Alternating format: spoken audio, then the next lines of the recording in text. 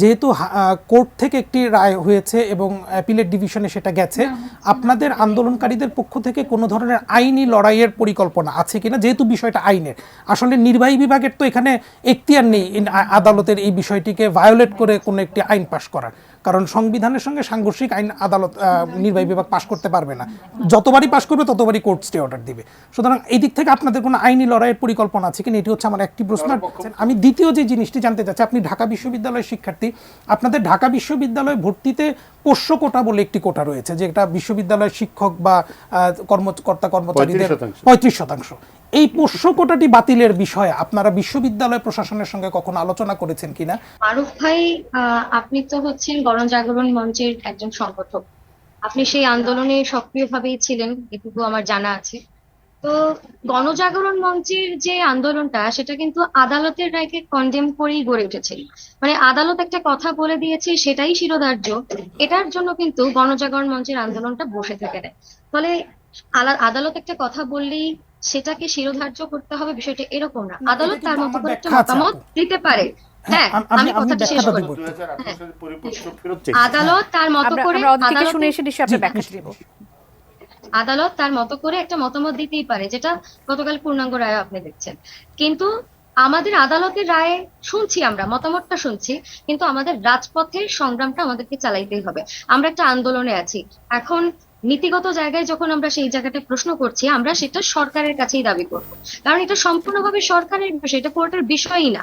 প্রথমত বিষয় হচ্ছে এটা কোর্টের বিষয় না, এটা সরকারের বিষয়, কারণ এটা একটা নীতিগত প্রশ্ন, রাষ্ট্রের একটা নীতিগত প্রশ্ন। আর পোষ্য কটার কথাটা যে বলছেন, আলোচনার প্রসঙ্গ আসলে আপনারা একদিক থেকে আরেক দিকে নিচ্ছেন, এটা একটা বিষয়। পোষ্য কোটা নিয়ে আমাদের এবং আমাদের সংগঠন এটা মনে করছে যে পোষ্য কোটা থাকা উচিত না।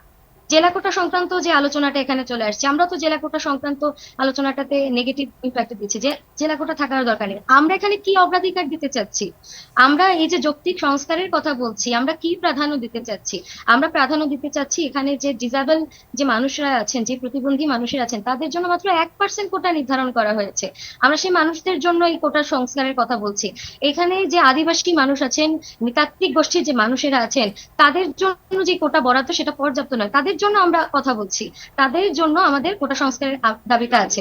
নারী কোটা সম্পর্কিত আমাদের প্ল্যাকার্ডে আপনারা একটা বক্তব্য শুনেছেন, ঠিকই আছে, কিন্তু আমরা অধিকাংশ শিক্ষার্থী এই জায়গা থেকে ইন্টারনালি আমরা এই আলোচনাটা করছি যে নারীদের সাথে সমাজের যে বৈষম্যমূলক যে জায়গাটা, সেটা তো এখনো শেষ হয় নাই নারীর জন্য। তাই যতটুকু আমাদের আওতা রাখা দরকার সেটা আমরা আলোচনা করতে পারি, অর্থাৎ আমরা আপনারা 5% বলছেন, 5%-এর মধ্যে আসলে কতটুকু নারীদের জন্য, কতটুকু আসলে আপনি বলছিলেন সুবিধা? আপনি যদি একটু সময় দিন 30 সেকেন্ড দেখেন, থানাগুলোতে যদি আপনি তাকান, যদি যৌক্তিকভাবে সেখানে পুলিশ অফিসার নারী সংখ্যা না হয়, মেয়েরা সেখানে যাবে না।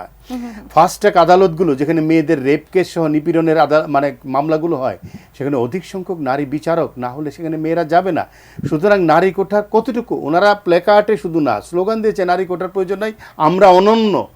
বাংলাদেশে এখনো সেই অবস্থা আসে, সেই অবস্থা তৈরি হয়। ইউরোপিয়ান ইউনিয়নে 40% এমনি করে নাই, পৃথিবী এখনো পিছিয়ে আছে নারীদের ক্ষেত্রে।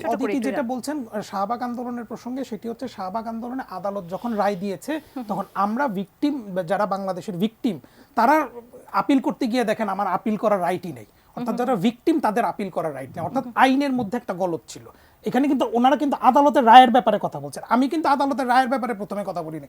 আমি রায়ের ব্যাপারে আপিলই করতে চেয়েছি, আমি আদালতেই যেতে চেয়েছি, কিন্তু যেতে গিয়ে দেখি আমার সেই রাইটটা নাই। তখন আমরা সংসদে গিয়েছি, এবং এখানে একটু বলা প্রয়োজন, বাংলাদেশে গণজাগরণ মঞ্চ কিন্তু বলেছে জামাত শিবিরের রাজনীতি নির্বাহী আদেশে বন্ধ করা যাবে না, নির্বাহী আদেশে, আদালতের আদেশে বন্ধ করতে হবে।